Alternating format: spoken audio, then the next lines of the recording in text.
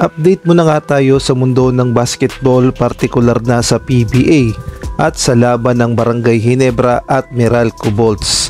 Samantalang itong si Aaron Puller ay ipinakita kung gaano kalaking damage ang nagawa nang sundutin ni Ian Sanggalang ang kanyang mata.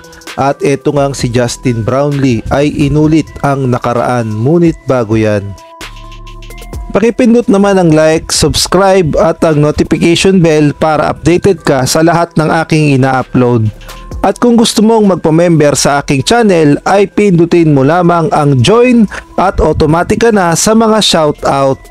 Ipinakita ka ni Aaron Puller kung gaano kalaking damage ang nangyari sa kanyang mata nung sundutin nga ni Ian Sanggalang ang kanyang mata. At dito nga makikita natin na intentional ba o hindi ang ginawa ni Ian Sanggalang, ngunit malaki ang naging impact kay Aaron Puller dahil naapektuhan ang kanyang mata.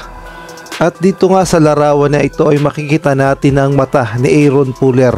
At kung ating makikita ay napakalaki talaga ng naging damage ng pagsundot ni Ian Sanggalang sa mata ni Puller.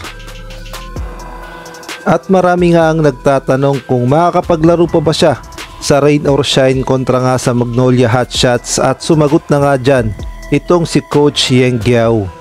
Ang sabi nga ni Coach Yeng Guiao ay hindi naman daw matatahi ang mata ni Aaron Puller, ngunit malabo pa rin daw ang paningin nito dahil blurred at hindi pa rin daw balanse.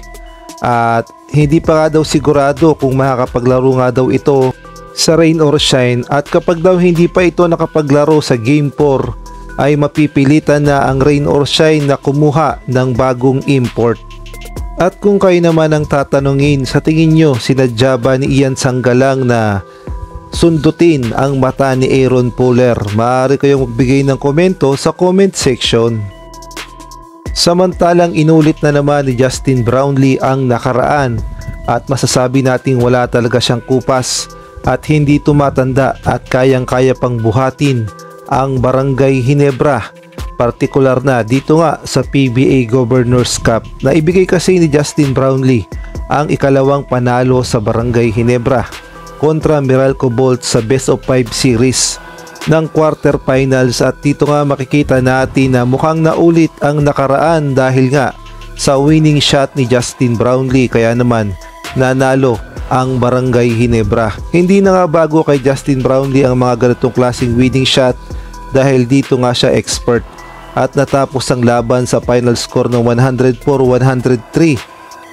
At si Justin Brownlee ay kumamada ng 39 points, 7 rebounds, 5 assists at 3 blocks. At ito nga yung sinasabi ko na naulit ang nakaraan dahil way back 2016 ay ganito rin ang ginawa ni Justin Brownlee, kaya naman naibigay niya ang panalo sa Barangay Ginebra sa pamamagitan nga ng kanyang winning shot. At dito nga ay kalaban din nila ang Meralco Bolts. Parang ang naulit ang nakaraan dahil ganito rin ang ginawa naman ni Justin Brownlee kontra nga dito ulit sa Meralco Bolts, at dito pa rin kay Allen Durham ay ibinigay niya ang kanyang winning shots, kaya naman nakasurvive ang Barangay Ginebra at 2-0 na nga sa Best of 5 series.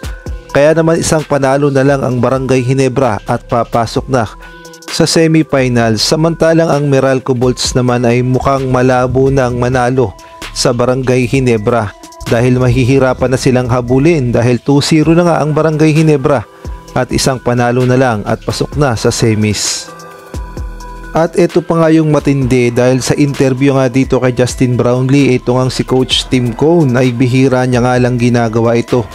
At dito nga makikita natin na nag-bow down talaga siya o nag-bow down dito kay Justin Brownlee dahil nga sa galing na ipinakita ni Justin Brownlee kontra sa Meralco Bolts. Bihirang-bihira nga lang na ginagawa ni Coach Tim Cone yan, at masasabi nating hangang-hanga talaga siya sa galing ni Justin Brownlee.